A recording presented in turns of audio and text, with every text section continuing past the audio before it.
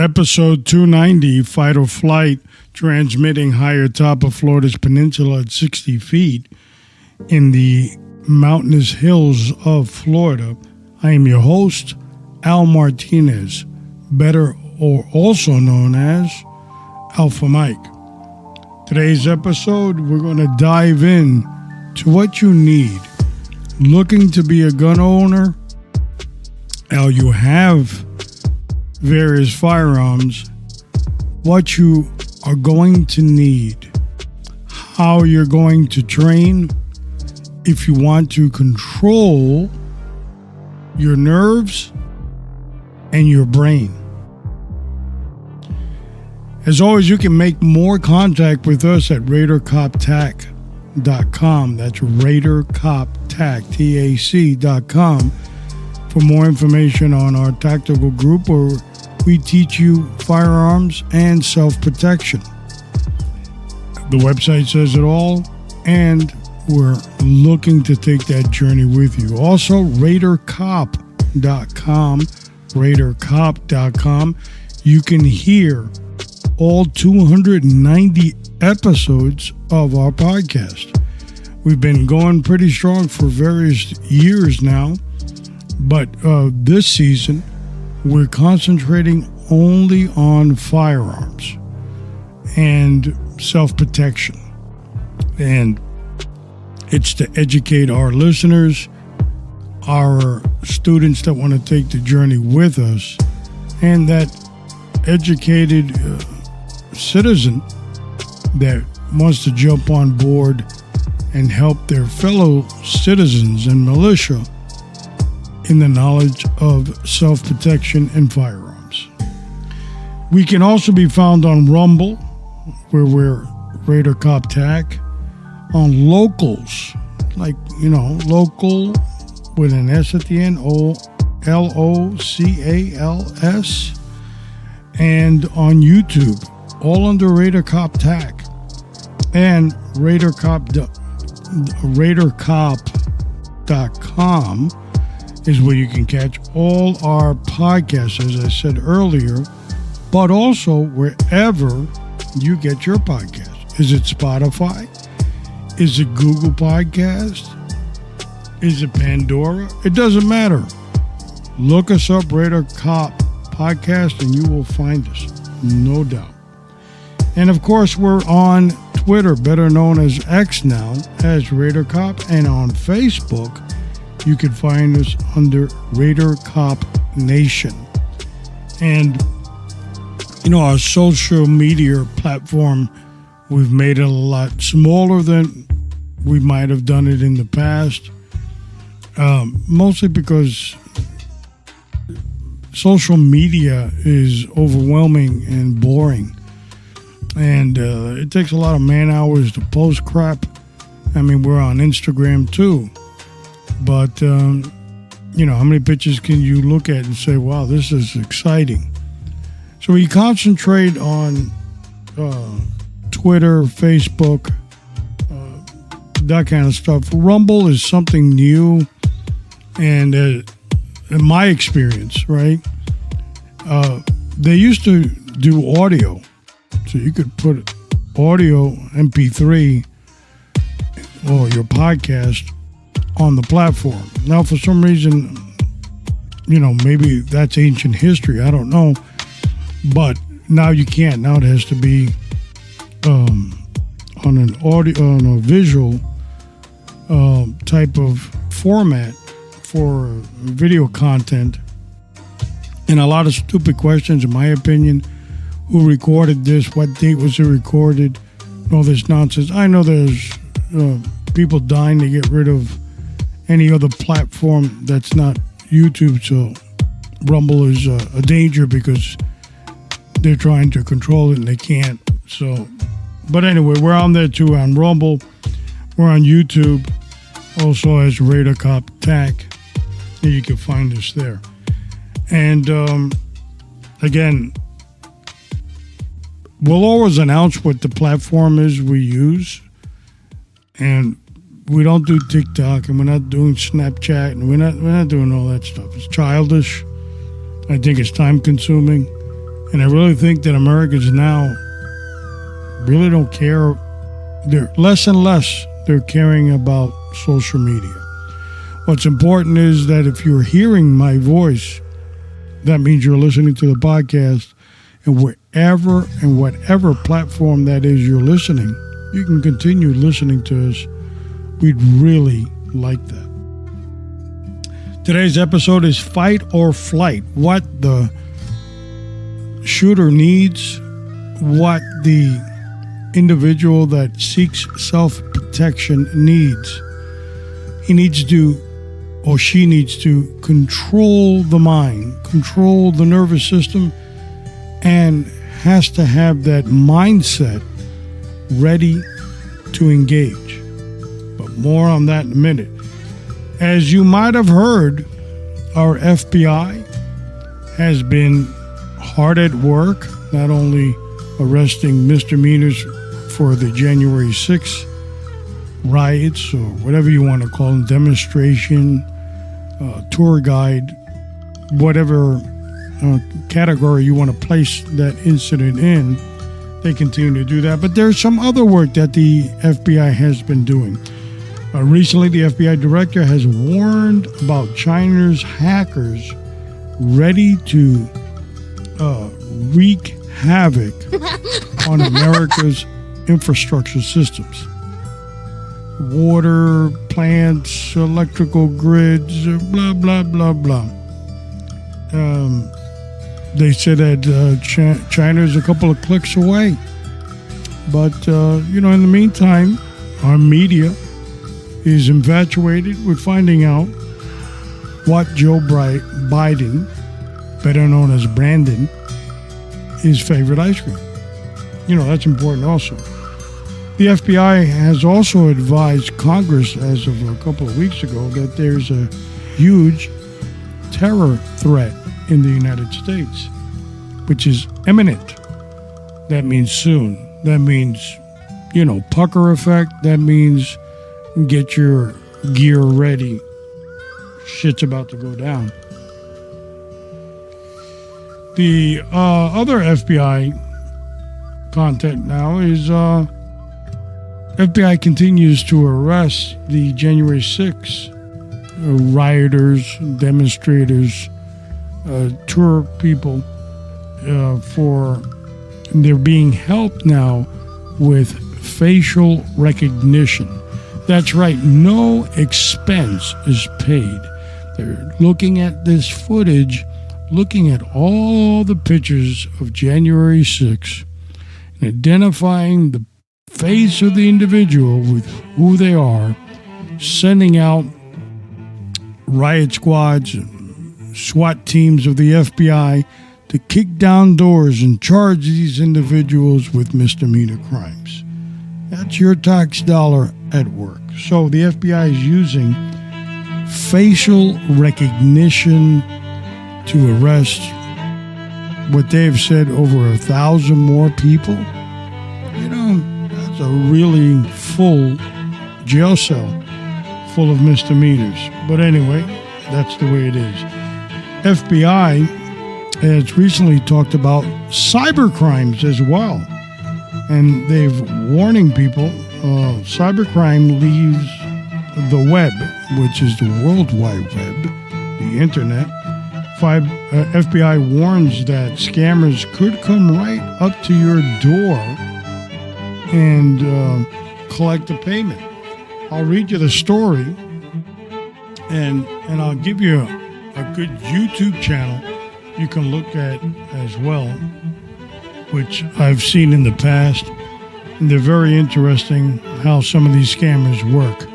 But the article is from the USA Today, and it was published January 31st. And it says, when cybercrime leaves the web, FBI warns that scammers could come right to your door. Article goes on to say, international scammers are becoming more brazen by sending in-person couriers, also known as mules, to people's homes in an attempt to trick victims out of their money. In an alert this week, the FBI Internet Crimes Complaint Center reported an uptick from May to December of 2023 in scams, which instruct victims to liquidate their assets. Unsuspected people are usually instructed to convert their assets to cash or gold, silver, or other precious metals as a supposed safe way to protect their funds. The scams are easy enough, often target senior citizens, but that's easy. Has led to a loss of over $55 million recently, the agency said. And the agency is the FBI. So there's an interesting YouTube channel with 7.1 million subscribers, and it's called Scammer Payback. That's Scammer Payback. And, you know, you can really get caught up in watching these videos. You'll see people, innocent people, are taken by these scammers. And, you know, I'll let you see it for yourself. I'm not going to racially profile the people in 7-Eleven. It wouldn't be fair. But they are the potential, most of those scammers. I don't know what you're talking about, man. But you'll figure it out as you see. Again, the YouTuber is called Scammers Payback. And he hacks the scammers' computers, wipes them out, plays along with them, and sets them up. Real interesting show if you want a little bit more background on what the FBI is trying to tell us. So, another important item, don't forget, if you're looking to get your pistol, revolver, shotgun, rifle, carbine worked on, the trigger, sights, whatever have you, whatever is your liking. Pistol Pete, the gunsmith down in Miami. The information is down in the show notes on how to contact Pistol Pete. And even if you don't live in the greater Miami area, you could still send Pete your weapon safely, legally. He'll explain how it's done, and you can see his work. Give him a call. Information is down on the bottom of the show notes. Pistol Pete, the gunsmith. Also, are you in the New Jersey area and excited about the state of New Jersey now? Just like 2.3 seconds ago, approving concealed carry. Well, our guy in New Jersey, Kilo Sierra, as he's known on the podcast, but it is Philippians Inc. can get you started, and that information is also down in the show notes to get you started. Look, you never had concealed carry in New Jersey. There's a lot of do's and don'ts, and it doesn't hurt to get training from an expert. So we definitely recommend Kilo Sierra over in New Jersey. And if you're down in the greater South Florida area, AAA, that's 3 A's if you are having to go through the GED program. AAA Gunsmith with our good friend, you know him as Alpha, Amado Abello, and he can hook you up on some great courses as well. So, all right, kiddies, it's time to take out our Bibles as we get into Philippians chapter 3, verse 13 through 16. And, you know, we're always going to share the word on this program because there's a lot of hectic nonsense going on in the worlds that we live in today. The Bible describes them as the beginning of birth pains. And it's important that we take a time to reflect on what God's rule book or safety manual for each one of us. A lot of us ignore it. A lot of us have it on the shelf collecting dirt and dust. But it's important for your soul, for your inner being, and for your success. So, Philippians chapter 3, verse 13 through 16. Brethren, I do not count myself to have apprehended, but one thing I do, forgetting those things which are behind and reaching forward to those things which are ahead. I press towards the goal for the prize of the upward call of God in Christ Jesus. Therefore, let us, as many as are mature, have this mind. And if in anything you think otherwise, God reveal even this to you. Nevertheless, to the degree that we have already attained, let us walk by the same rule. Let us be of the same mind.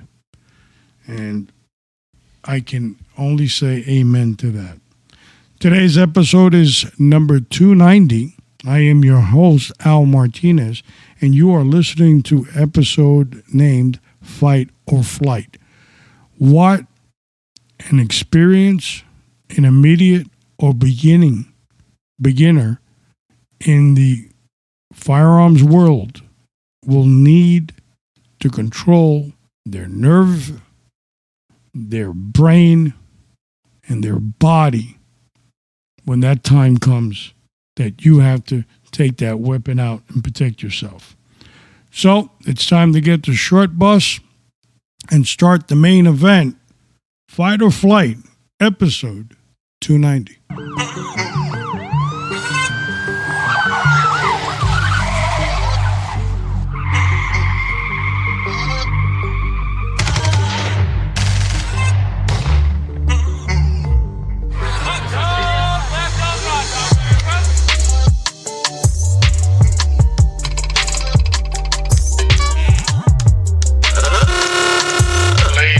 Gentlemen, boys and girls, children of all ages, welcome to the main event.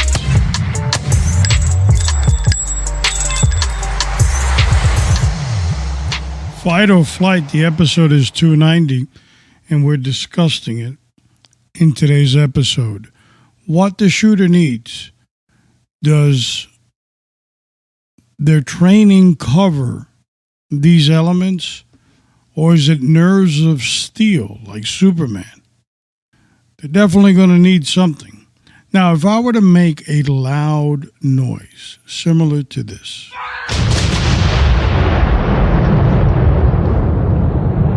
your brain would make you duck for cover, maybe hit the pavement. Regardless of the fact, as soon as you heard an explosion that you did not expect, your brain is going to move your body into one or two responses. You're going to flinch, and then it's going to either make you run or make you fight.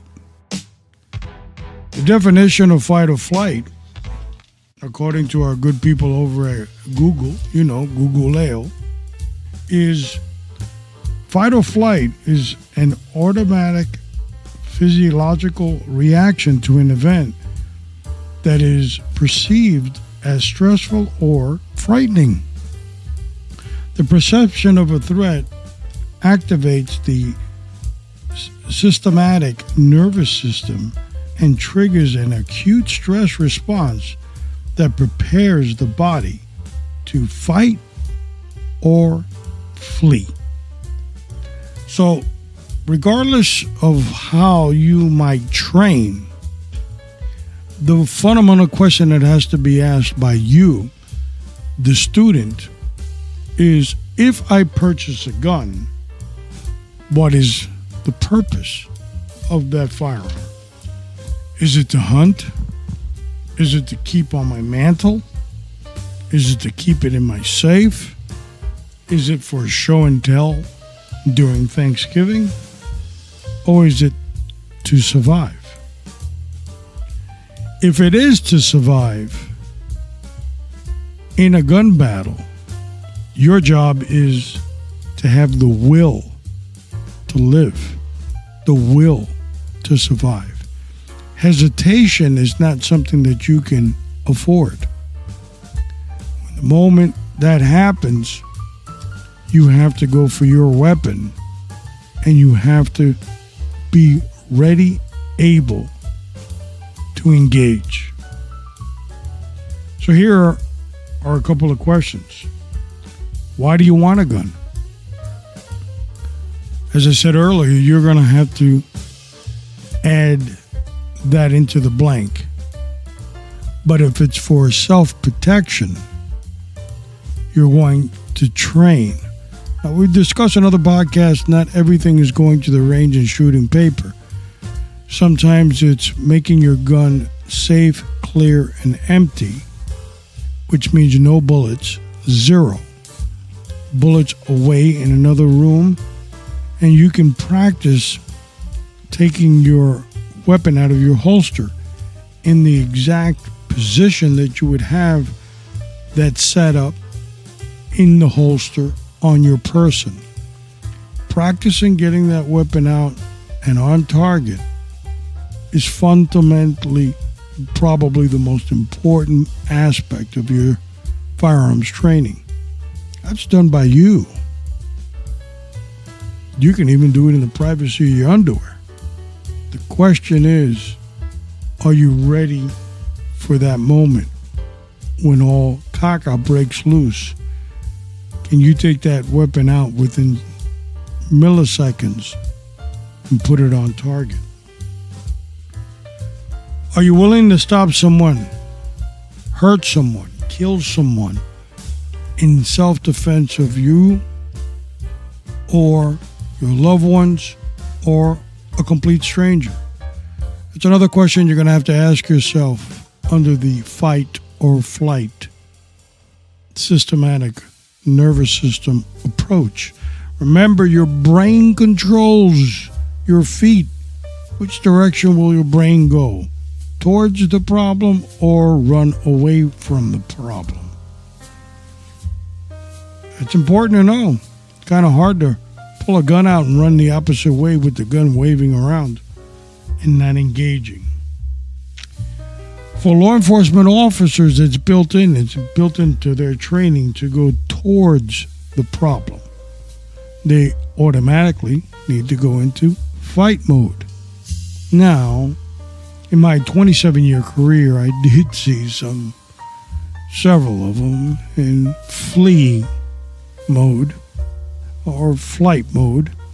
They had aviation blood in them, and mostly because they didn't have any ring time. A lot of them never got into fights in the schoolyard when they were 5 and 6 and 7 years old. So when it happened as an adult, they didn't like it, and their feet started looking like Fred Flintstone. Regardless of the fact, if you're going to be a gun owner, it's a decision you're going to have to make. How you train will constitute what you will do. Get aggressive. When I had my students in law enforcement, they were either basic training or they were, already officers. They were there for mandatory in service and there were annual qualification purposes. And let's say they were sworn already, and I kind of liked them, and I think they could improve on some pointers. I would tell them, lean forward, lean in to the target.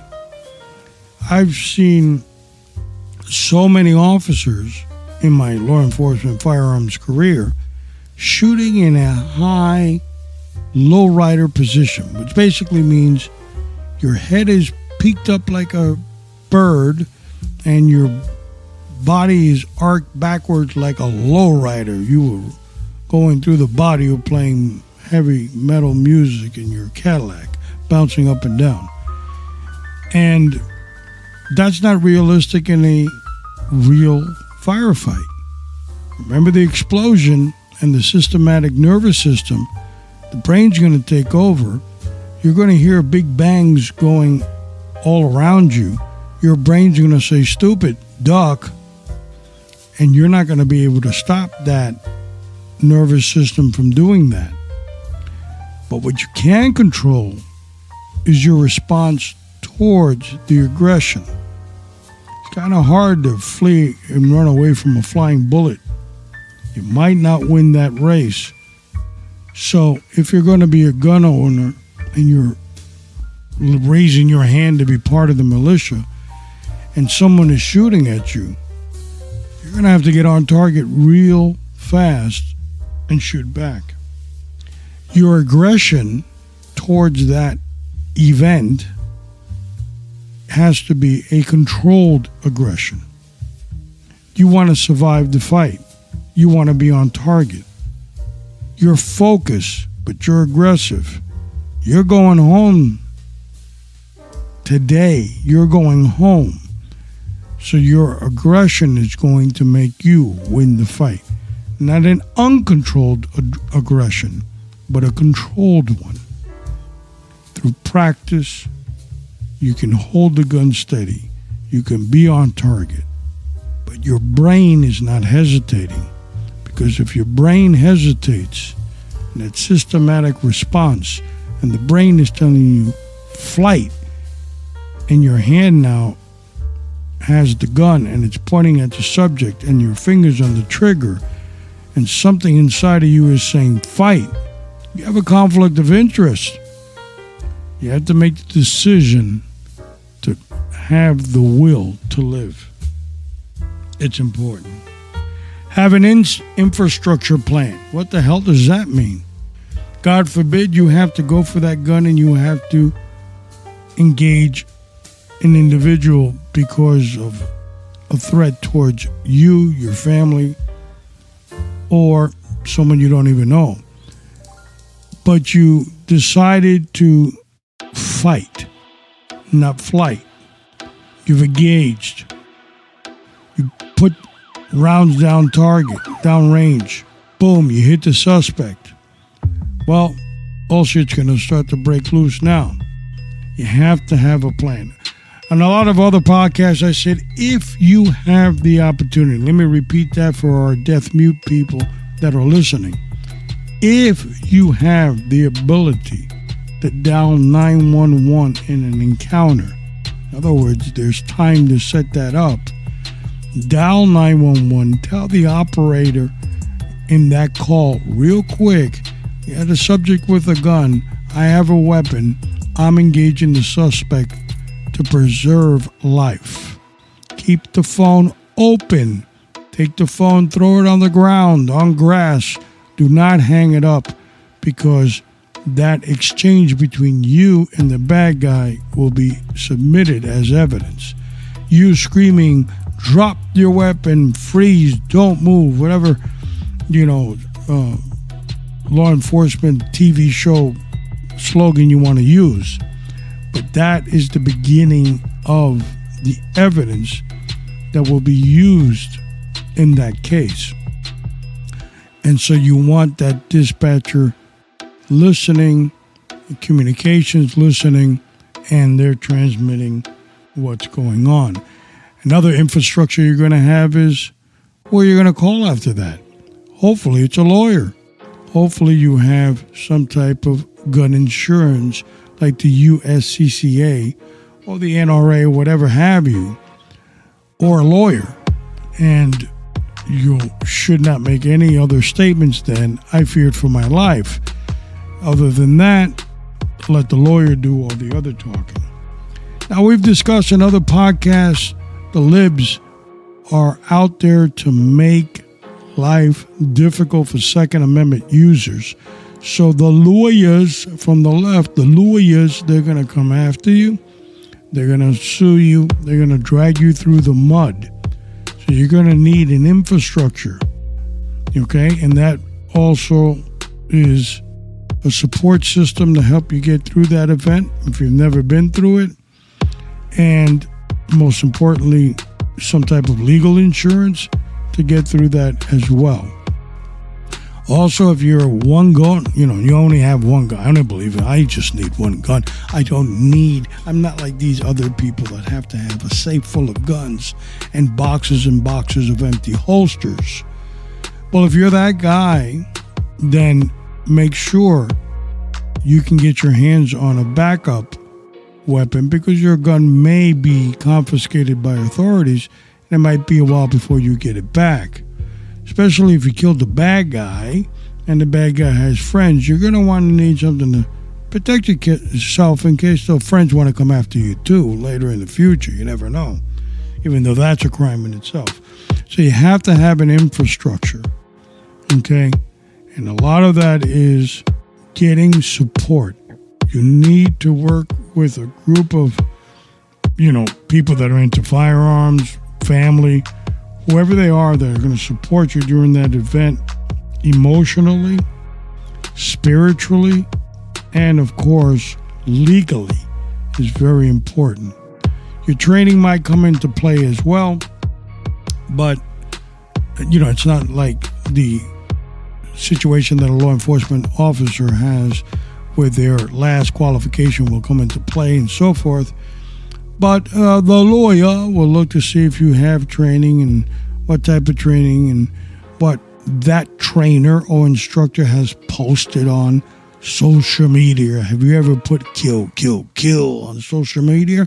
If you did, you're a bad instructor and you're teaching people to kill. Because the proper response would be to stop. That's correct. You are attempting to stop a bad guy from harming, killing you, your family, or a complete stranger. You've engaged the individual with your weapon, and your sole purpose is to get them to stop doing that. Sometimes having a conversation in kumbaya and convincing them may take too long and may have a horrible outcome. So the way to do that is with a couple of real quick bullets, and you may neutralize the situation a lot faster. So these are the questions that you have to ask yourself if you want to be a Second Amendment firearms owner. Fight or flight. Is my brain capable of engaging in the fight? I grew up in a nice home. I didn't have to fight for my lunch at school. I'm not an aggressive person, but the world is so demanding. I think I need something to protect myself with. These are the type of individuals that some of them really are committed in learning. They're smart people. They might not have that aggressive attitude, but they're willing to learn it because they see the importance in it. But then there's others that are so afraid of it, they get it. And, when they go to the range, those are the guys you see next to you on the range, shooting with both eyes closed, trying to hit the target. So you have to know, are your feet in fight mode or flight mode? The only one that knows is your systematic nervous system, which is sending signals to your brain, which may send those signals to your muscles and telling you get in a fight, or it may send it straight to your anus where the pucker effect will start and your feet will start sounding like Fred Flintstone going in the opposite direction. That decision is yours. Being a gun owner is about knowing what you're capable of doing it well, and knowing that you've done nothing wrong because you protected your life, the life of someone else that you love, or someone you may not even know, but you've done the right thing. Up next, February 14th, Valentine's Day, besides getting chocolates like everybody else in America, we're going to hear episode 291, The Wall Bang. Now, this is going to be an interesting show where we're going to talk about trigger control. And when you press that trigger, you're going to hit something called a wall. But when you press that trigger and you hit that wall, you're not ready to shoot yet. We'll explain in episode 291. I've always said, it's up to you. You have to stay prayed up. If you don't pray for yourself, we have nothing. You have to pray for your family, your community, your law enforcement agencies that serve you, and our beloved country, the United States of America. But I also want to take time to remind you that today, the enemy, the person that's going to try to hurt you, did some type of training in doing that. Are you ready? I'll see you downrange.